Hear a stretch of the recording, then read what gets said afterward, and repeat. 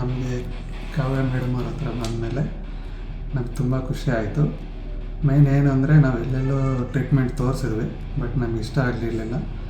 ಇಲ್ಲಿನೂ ಒಂದು ಸತಿ ನೋಡೋಣ ಅಂತ ಬಂದ್ವಿ, ಬಟ್ ಮೇಡಮ್ ಅವರ ರೆಸ್ಪಾನ್ಸ್ ಆಗಲಿ, ಮಾತಾಡೋ ರೀತಿ ಆಗಲಿ ನಮ್ಗೆ ತುಂಬ ಇಷ್ಟ ಆಯಿತು. ಅದರಿಂದ ನಾವು ಟ್ರೀಟ್ಮೆಂಟ್ ಸ್ಟಾರ್ಟ್ ಮಾಡಿದ್ವಿ. ಇವಾಗ ನಮಗೆ ಒಂದು ಮಗು ಆಗಿದೆ, ತುಂಬ ಖುಷಿ ಆಯಿತು. ನಮಗೆ ಆಗುತ್ತೆ ಅಂತ ನಂಬಿಕೆ ನಮ್ಗೆ ಇರಲಿಲ್ಲ, ಬಟ್ ಅವರು ಕೊಟ್ಟಿರೋ ಧೈರ್ಯ ಮತ್ತು ಅಷ್ಟು ನಂಬಿಕೆ ನಮಗೆ ಕೊಟ್ಟರು. ನಾವು ಚಿಂತಾಮಣಿಯಿಂದ ಬರ್ತಾಯಿದ್ವಿ ನಾವು ಇಷ್ಟು ದೂರ. ಮತ್ತು 3 ತಿಂಗಳು ನಿಲ್ತ ಮೇಲೇನೂ ನೀವು ಅಲ್ಲೇ ಟ್ರೀಟ್ಮೆಂಟ್ ತೊಗೊಳ್ಳಿ ಅಂತ ಹೇಳಿದ್ರು, ಬಟ್ ನಮ್ಗೆ ಅಲ್ಲಿ ತೋರಿಸ್ಕೊಳಕ್ಕೆ ನಮ್ಗೆ ಇಷ್ಟ ಆಗಲಿಲ್ಲ.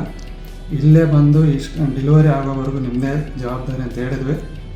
ಇವಾಗ್ಲೂ ಡೆಲಿವರಿ ಆಗಿದೆ, ಒಂದು ಮಗು ಆಗಿದೆ, ಬಟ್ ಇವಾಗ್ಲೂ ಇಲ್ಲೇ ಬಂದು ಟ್ರೀಟ್ಮೆಂಟ್ ತೋರಿಸ್ಕೊಳ್ಳೋಣ ಅನ್ನೋಂಥ ಉದ್ದೇಶ ನಮಗಿದೆ.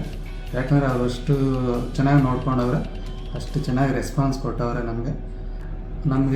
ನಮ್ಮ ಹಳ್ಳಿಗಳಲ್ಲಿ ಏನು ಹೇಳ್ತಾರಂತೆ, ಒಂದು ದೇವರೇ ನಮ್ಮ ಮುಂದೆ ಕೂತ್ಕೊಂಡು ಮಗುನ ಕೊಟ್ಟಿದೆ ಅನ್ನೋ ಆಲೋಚನೆ ನಮ್ಗೆ ಬಂತು.